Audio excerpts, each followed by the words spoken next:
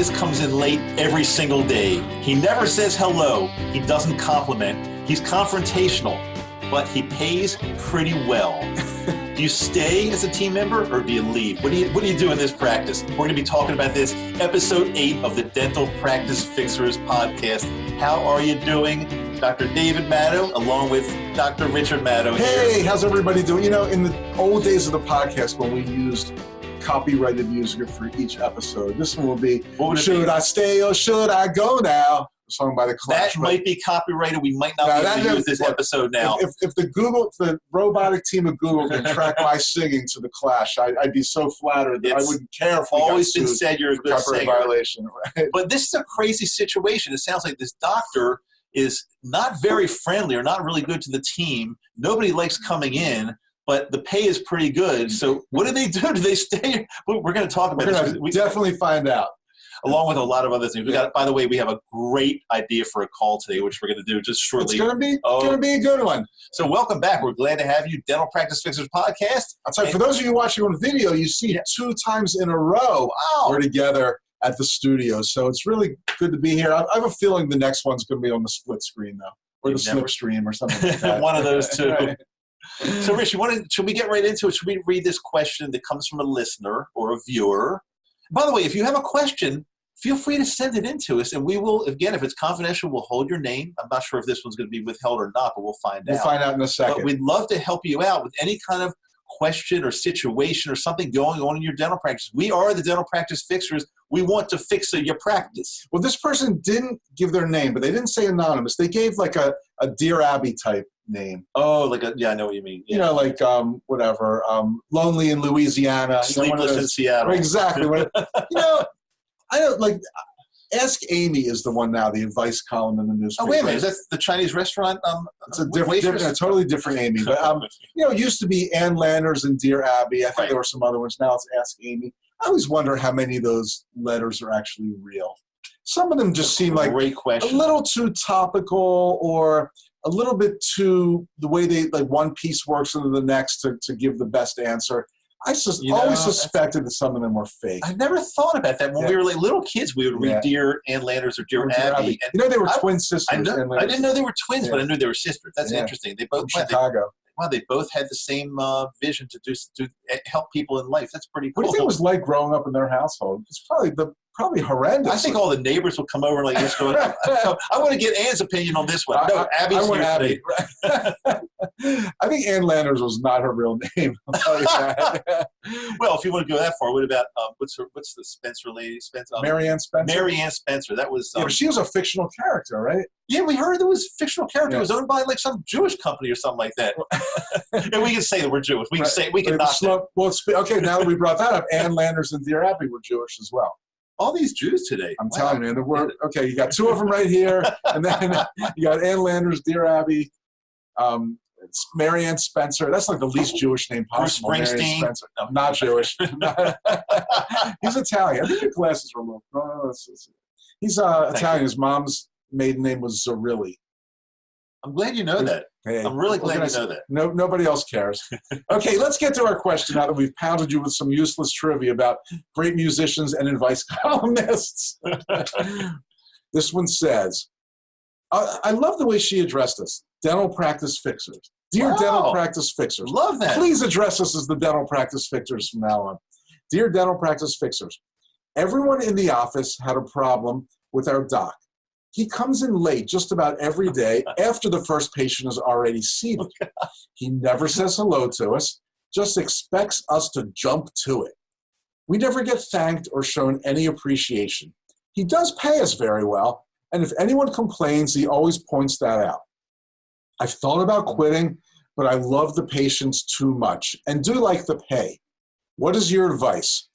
Frustrated dental assistant somewhere in Canada. Somewhere in Canada, I love that. You couldn't point out your province, at least? Canada's a pretty large country. And she didn't say like A at all? No, she didn't. I'm frustrated. A? What's your advice? A? A? A?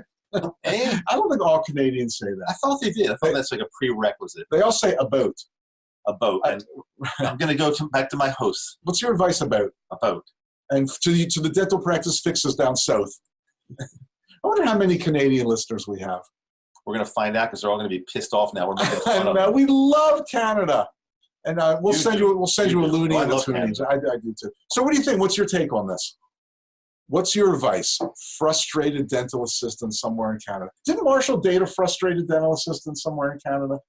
He dated a frustrated troll somewhere in Canada. I don't know if she was a dental assistant. I think she was a dental assistant. Well, she might have been. I wonder if been. it's the same one. I don't know. We'll ask Marshall. So I'm going to give you my basic philosophy on this. It's kind of like very, very broad, but it's at least a start. Broad city. Life is short. I prefer to work in a job or a business or a profession, whatever it might be, a place that I go to every day that I really like. In fact, studies have been done that say like pay, the amount of money you make is, although it might be important, it's not the most important thing, but like fulfillment, job satisfaction are like the most important things, being appreciated. And so I would say that if you're working in an office that you don't feel appreciated, you feel like you're being abused in some way. Let's face it, you've got a patient in the chair, seated, ready to go. The doc's not even in the office yet. That's a form of abuse, I think. That's not right. It's to the not patient right. and the team. Yeah, this is just not right. So I personally would not want to work in a practice like that. If you're really good, you can find another practice that's going to pay you well, maybe better, maybe a tiny bit less, but somewhere in the range, I would think. And you'd be enjoying life every day. Now, having said that, there's nothing wrong with communicating with the doc and letting the doc know your frustration, because if nobody's ever talked to him or her about this, I think it's worth a conversation. At least let the doc know that certain things are just not working for you, and it's just not fair that you come in late. Patients in the chair, you come in late every day. It's not fair to the patient. It's not fair to us. You never say hello. You know, I don't feel comfortable working here. And then bring it up and see what the doc says. Yeah, I agree with everything you said, and I think it was interesting. That's the end of the show. You pointed out, studies have shown, which who knows what the heck that means, studies have shown, but we've all seen this numerous times, that pay is not at the top of what makes someone happy. And I think you hit the nail on the head, as they say. Being appreciated is always at the top or near the top of those lists. So obviously, frustrated somewhere in Canada, and I don't know where it could be, Manitoba maybe, Saskatchewan, not sure. I think I mispronounced that, but any Canadians write in with that mispronunciation. Yeah, people need to feel appreciated and fulfilled at their job. And I think you're right. It is worth trying to salvage. Don't just quit. Have a talk with your doctor. I'm going to say maybe even get them a copy of the book, The Happiness-Centered Practice by Dr. Patty Lund. He addresses it's a great book. Might be a little outdated, but it doesn't matter. You can pull so much from that great book. But I'm just thinking back in my practice. I'm not saying that I was perfect, but I knew from day one to make it a point to always be there. I'd like to be there first. Always be there early. Definitely early. Greet every single team member as they come in. Hello, good morning, Teresa. Great to see you. Say thank you to everybody before they leave. Compliment them and thank them throughout the day. Just to say I pay you well. Oh my God. That's horrible. Horrible. It made me sick to hear that. If you do all these things correctly, you won't have to pay that well. You cut their pay in half, it'll be fine. And the doctor's let me make a deal with you. I'll be nice. I'll be nice. Pay you less. Yeah. I mean, this doc sounds like a bit of a curmudgeon when you say. Yeah, and I might be tough to cure. I was going to say, I'm not so sure he or she, I don't know if it was indicated whether it's he or she. I think she said he. Oh, he. I'm not so sure he's going to be able to change, but it's worth a try, because quitting, and it's like anything, like any tremendous change. You always try to make things better before you make like a tremendous change. But if you can't make them better, then you got to see what's on the other side, I think. How many times have we heard team members complain that the doc gets in late? That the first patient's at 8:30 and the doctor shows up at 8:45. A lot, and it's totally unacceptable. Horrible. You can't run a practice Don't like schedule that. a patient at 8:30 if you can't make it there. Maybe you've got a reason, a good solid reason why you can't be there until 8:45. Well, then don't schedule an 8:30 patient. Who does that help? So your team members telling your patients, oh, fantastic news, we have early appointments. We have 8:30, but then they're not seen at 8:30. But the doctor doesn't show till 8:45. Right. Sounds like that old allergist that I used to have. I I left, and they recommended somebody else because the guy scheduled patients before he even got in. Right. Why would anybody do that? And and then could you imagine the tension? Like the doc finally gets in, everybody's all tense already. Then the doctor has no time to relax or do anything or talk to the team or see what's going on. They just have to jump right into the treatment room. I was going to say, what do you think the morning huddle is like every morning? They don't have one. Non-existent. You got to get there early and just go over the day, and it's a business. I would say as a rule of thumb, which is really not such a great term, but everybody should be there at least 30 minutes before the first patient schedule. Absolutely. Some people like to wind down, get a cup of coffee, a little socialization. That's all part of camaraderie. But you can't do that if there's a patient sitting in the chair. It's ridiculous. Yeah. So what's her name again? Let's see. It's on my phone. Those of you who are not watching on the video, I keep having to re-swipe my phone. Somewhere Frustrated dental assistant somewhere in Canada. Frustrated. Hopefully you can get this straightened out. We'd like you to be able to stay at the practice if your doc can work this out, and we want everybody to enjoy the practice. But if not, it's time to move on, I think. We never get thanked or shown any appreciation. Reading that right from the letter. Well, I'll tell you what, we're going to be the first people to thank you, Frustrated. Thank you so much for writing in. We appreciate you. We do. We hope your doc appreciates you as much as we do, because we really do appreciate it. Docs who are listening, even if you think that you're much better than this doctor in Canada, please try to even do better than you're doing now with your appreciation, your good mornings, your thanks for coming in today, saying please and thank you all the time, always being kind, not gossiping, backstabbing, any of these things. Sometimes doctors complain to us that their team is that way, but it always starts from the top. It always starts with great leadership. So please take this to heart. And hopefully there won't be too many frustrated dental assistants around anymore. Totally agree. Let's get into the call of the week. But I know Absolutely. Before we do that, we got some things to talk about that will help you in your practice for sure. Yeah. A frequently asked question, an FAQ that we get is, what's it like to work with you guys as coaching? How's the whole thing work? And it's a really tough question. It's tough to explain the whole thing. Everybody wants to know what we do, what our secret mojo is to improve practices through coaching, because we do. That's why people call us the dental practice fixers. Dave and I, thank you. Dave and I like to. Dave and I and our fantastic team of coaches really help practices grow. We really help dentists and team members enjoy their jobs more. And what could be better than that? Making more money and enjoying your job more. So if you really want to if you're serious about finding out what it's all about, come to one of our master classes. They're no charge. They're for docs who own practices who just want to learn a little bit more about what it would be like to work with us and our team. We have them throughout the year, usually in Baltimore at the home office of the Maddow Center for Dental Practice Success. So go online, masterclass.maddow.com. See what it's all about. Sign up for one. You'll get to hang with us, meet some of our great coaches, probably meet Sylvia and Whitney from Team Maddow, two of the nicest people you'll ever get to meet, along with Ann and Hope, of course, who are in our office every day. So come join us. We'd love to see you there. And it could be the most valuable day you ever spend in dentistry. Yeah, we'd like to see you there. And while we're talking about things that are going to help you in your practice, something that you're doing now that you can be doing much better, there's no question about it, because every dentist in North America, I believe, accepts credit cards. I hope so, right? We sure hope. That could be like a whole nother topic. But while you're accepting credit cards, you're paying fees to the processor that are really not necessary. And there's a brand new way to do this, and we're trying to spread the word all throughout North America. It's called Fat Merchant. And what they do is there is a monthly fee from Fat Merchant only. And it's a much easier, much newer way to process your credit cards and to save a lot of money every single month. We've got a lot of docs already, a lot of offices all over the country using this. We're getting fantastic reviews because there's really no reason to do it the old way and to pay excess fees that you shouldn't be paying anymore. It's simple. In the old days, to switch processors, you had to go through a whole rigmarole. It was just very complex. Now it's basically clicks of a few buttons and maybe a phone call or so, and they get you changed really, really easily. It's seamless. You don't even know it's happening, but you start to save money almost right away. To find out more, simply go to so we're going to put, if you're watching the video, the link is going to be right below us, but it's bit.ly/fatmad, and it's FATTMAD. So I'll spell the whole thing out for you in case you're listening to the audio.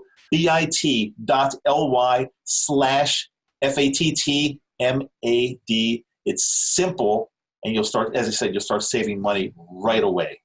All right. I knew you were going to use the word rigmarole. I was just waiting in anticipation, and sure enough, boom. Well, the funny thing is, Rich, you know, like 5 years ago, if you wanted to switch credit card processors, it's a whole, it's really, it took months. It was very difficult. Very, very difficult. Now, it's basically click here, click there. They move you over to Fat Merchant, and you're saving money right away. Why? I'd like to know why anybody wouldn't do this. There's a very low rigmarole factor. Very low rigmarole. Sounds like a pasta, doesn't it? Tonight the special, a rigmarole with marinara sauce. I'll take it. All right, let's do our call of the week. You ready? Upset. All right. This call may be recorded for quality assurance.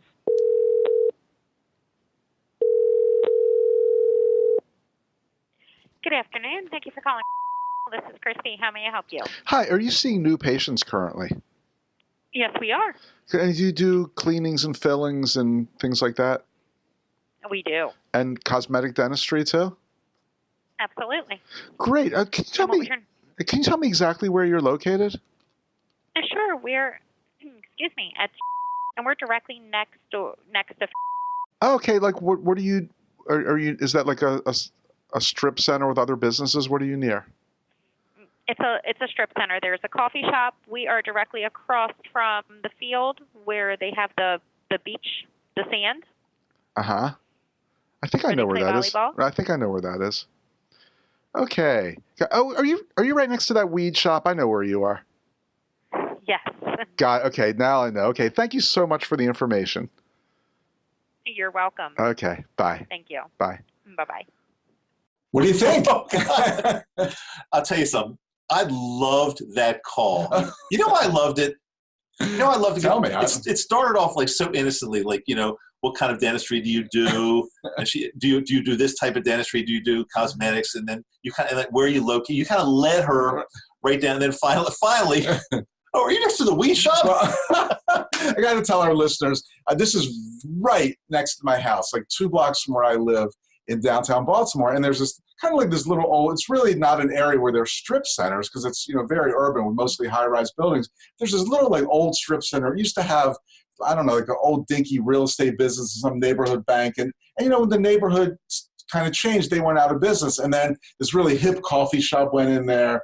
And then another business went in there. What's the name of that coffee shop? I think I know that. 3 Bean. Great coffee shop. It's a good that place. went in there. And then another business went in there. And then when not recreational, that's not legal in Maryland. When medical marijuana, this big, beautiful medical marijuana store went in there. I mean, it's got, you can just tell they put a lot of money into it. Is it like the Apple store of marijuana? That's what it looks like. I've never been in, but when you drive by, you can see in the window, it looks like an Apple store. What do you mean you've never been in? Come on, you've never been in. I haven't. I don't have a card.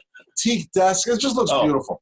And then there was this little space still for rent next to it. I'm thinking, like, who's going to take the space next to the weed shop? Like a record store, taco stand, or yoga studio, something like that. And then a dentist office opens there, which was so funny. But, I mean, couldn't you tell, like, she was avoiding saying they're next to the weed shop? She's getting, like, we're across the street from this, we're 2 doors down from this. She told you, like, everything that was going to happen. But you know what I found was really funny? But when you said, oh, wait a minute, I think I know you are. You're right next to the weed shop. She went like, yeah, we are.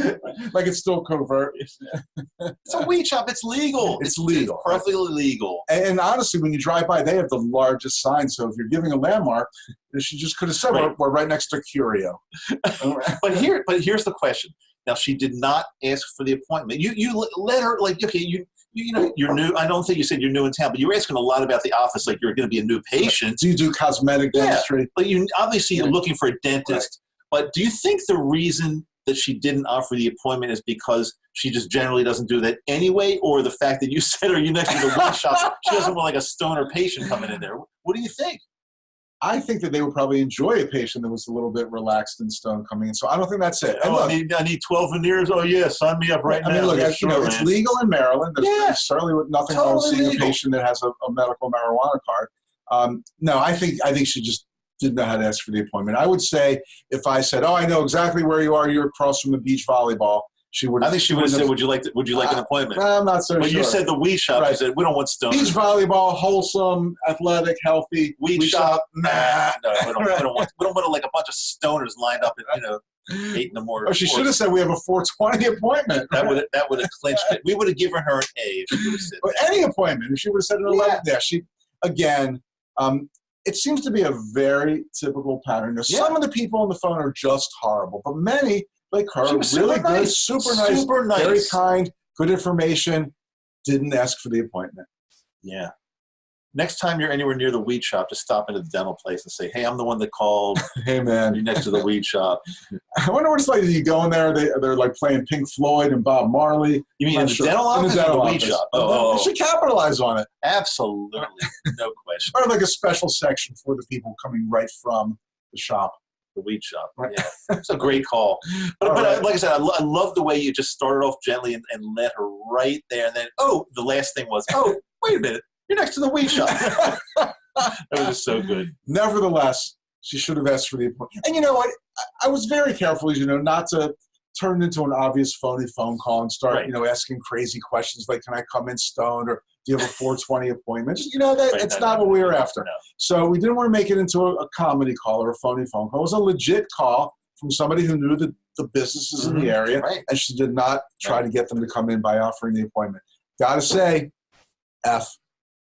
I agree. F. And listen, whoever's watching or listening to us, we say it every time. Offer the appointment, and you'll be getting at least a B plus, probably. Absolutely. Maybe even an A. Yeah. So, hey, we'd love to answer your question.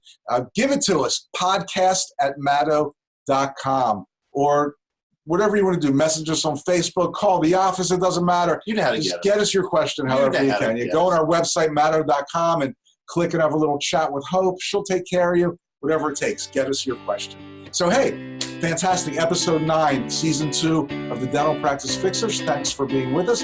I'm Dr. Richard Maddo. Dr. David Maddo, we will see you next time. Thanks for being with us.